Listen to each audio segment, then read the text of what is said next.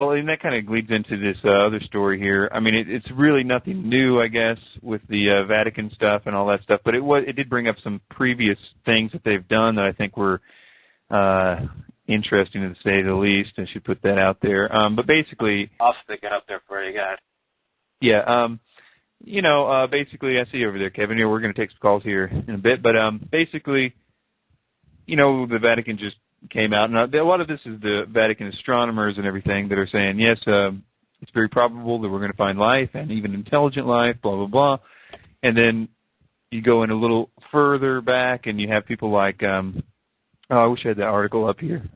If you have any extra information on that, if you got it on the tip of your tongue, go ahead. But this was an article that I believe Tom Horn put out there pretty recently, but also talking about what Father Malachi Martin had said years ago on the Art Bell show, and he was kind of in a position to know a little bit about the Vatican's astronomy program, and they have what I think, if I remember correctly, is like one of the most, premier technologically advanced telescopes and blah, blah, blah, history and blah, blah, blah, whatever, ever. I don't know. I don't remember what the deal was. Sorry, this is like the worst information ever. But Father Malachi Martin, who was like the advisor to two popes or something like that, had said that the reason is that the top brass of the Vatican, which he later said were all involved in the occult, satanic worship inside the walls of the Vatican and all this stuff, child sacrifice, and the rest of this, basically said that they were doing that because they had a big interest in something that was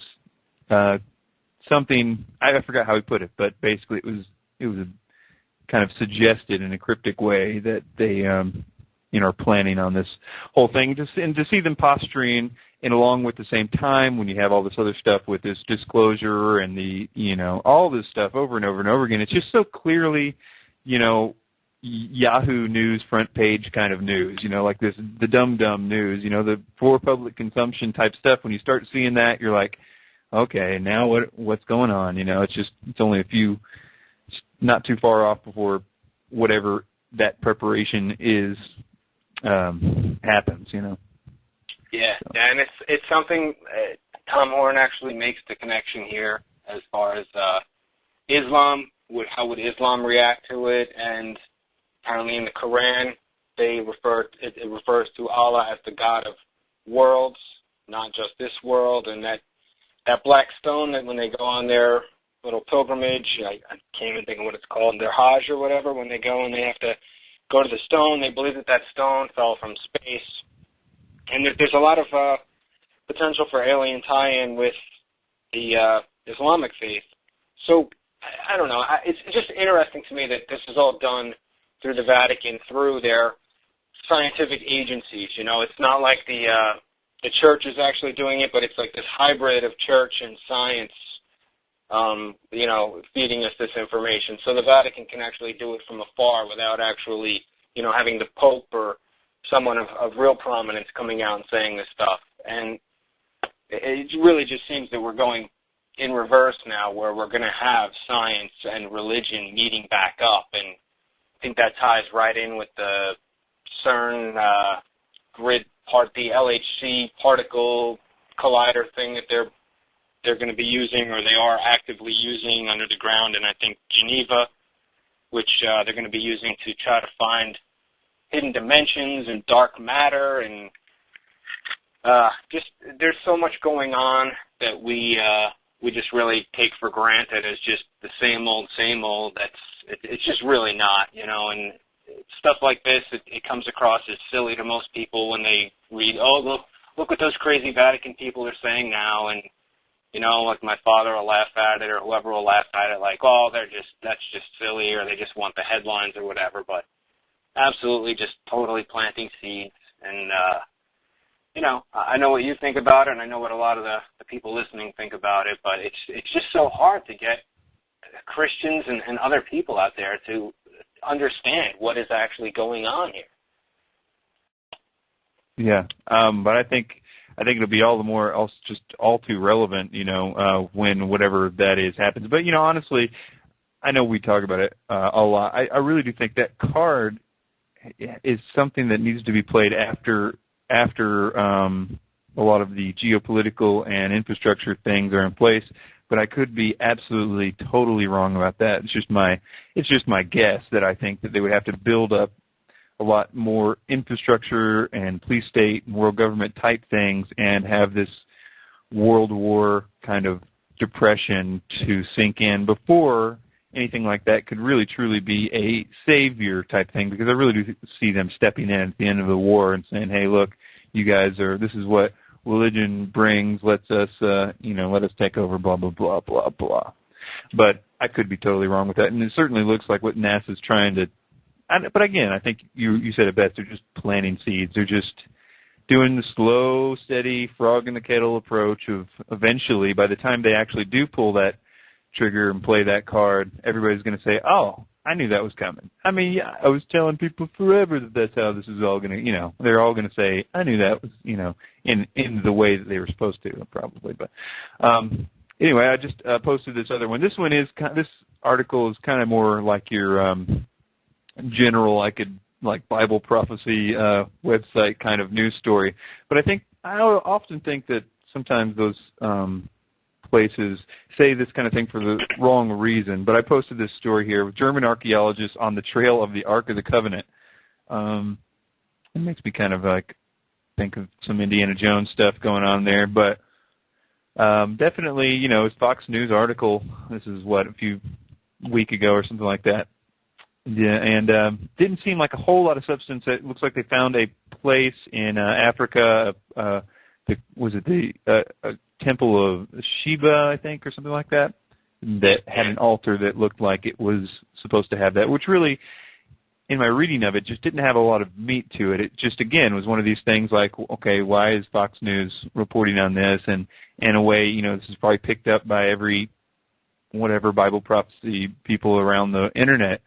And in a way, I don't know what to think about all this stuff. I'd like to hear what you have to say about it. If this is part of some sort of, I don't know if this is something we should be, happy about, like the whole temple's almost being rebuilt kind of philosophy. What do you have about all that? Any thoughts? I wish I could think of this link that Mark sent me the other day. It's basically talking about some group out there trying to, basically getting the rights to construct some kind of an ark that's going to be like an ark for all the different religions of the world. And I can't think of where the heck he sent it from. But I don't know. I mean, sometimes I see these things and it's like, are they just putting this out to play along with like the Indiana Jones thing, like you said? I mean, did they actually just find this, or is this something that they found, 5 years ago, and they're just reporting on now? That they're like, it's just been not something even worth mentioning until now. I don't know. I don't know. I honestly, the first podcast I'm going to do for the new show is going to be dealing specifically with Israel. Is Israel that we view today as Israel actually biblical Israel? And what does all this stuff mean to us? And I'm still doing a lot of research on it and stuff, but I don't know what to make of it. I don't even know, if they found the Ark, would they even be able to move the Ark? You know what I'm saying? If they really found the Ark of the Covenant, would they be able to pick the thing up and move it, or would they get struck down like people that weren't supposed to be moving the Ark to begin with? I have no idea. Yeah, I don't know, man. Would you believe it if they just started parading around with this thing, and you see the Pope and George Bush like kissing it, or I don't know. I wouldn't know what to make of it. Right. And you know what? I was looking at that article, and it kind of struck me as like, okay, this temple or whatever was like if I remember right, it was like 1,000 somewhere around there BC, which doesn't make any sense. Even if the Ark was there at 1,000 BC, you still have the temple there up until 70 AD. So anything that they could have found up in that far in antiquity has no relevance to where it was at 70 AD. You know what I'm saying? If that was the short, seems like that's a non-issue kind of story. So it just seems like, I don't know. I could be wrong about that. I mean, was the Ark was there up until 70 AD, or did they have some sort of substitute for the second temple? I don't know. I honestly don't know. But this article, you've got the German researchers believe the Ark was taken to Jerusalem by the Queen of Sheba who had a liaison with King Solomon and built the altar to Sirius. So now you're tying, an altar for Sirius in with the Ark of the Covenant, and then you've got this cult of Sophis developed in Ethiopia, and just there's a lot of occult stuff mixed right in here with this. So, man, that's Fox News. They're just reporting. You do the deciding, man. Yeah, you decide. Balance. All right. Well, I don't have very many news articles. I got Ron Paul, #1 on Amazon. I put that up there just because he was #1. His new book, that is, which is really, really a good book. It's very bold. It takes a big, hard stance on a lot of the stuff. It's really, really serious stuff, it seems like. But I mentioned that because it seemed like it took a while to get #1 on Amazon. It was definitely on the New York Times bestsellers for a while. And I went and saw him, actually. He was in Bowling Green, Kentucky, which is not very far from where I'm at. So I went up there with some of my friends who are serious Ron Paul junkies. So we went up there and, I took some pictures of him, standing next to him and all that whole thing. So anyway, but yeah, basically it's kind of like it's basically a glorified book tour at this point, but still very interesting. He says more in one speech than all of them have said the entire campaign. But again, I have to just take your word for it because I haven't even listened to what all of them are saying. I've just assumed I know what they're saying, basically. So yeah, well, you just get the typical, hey, we'll give you whatever you want. Just vote for me, and I'll give you and everyone of your race whatever you want. And they go to the next group, and they say, well, we'll give everyone of your religion everything you know the game. That's all there is. He just sets an example, whether you like him, whether you don't, of why a politician can't go out there and say it like it is. Because if you say it like it is, no one's going to take it seriously, and you're going to be written off as a lunatic. Because why would someone come out and tell me that I can't have whatever I want? If they're already telling me I can't have what I want, what's it going to be like when I elect him? And he's really going to, you know what I'm saying? It's like, I don't know, it's just a big mess.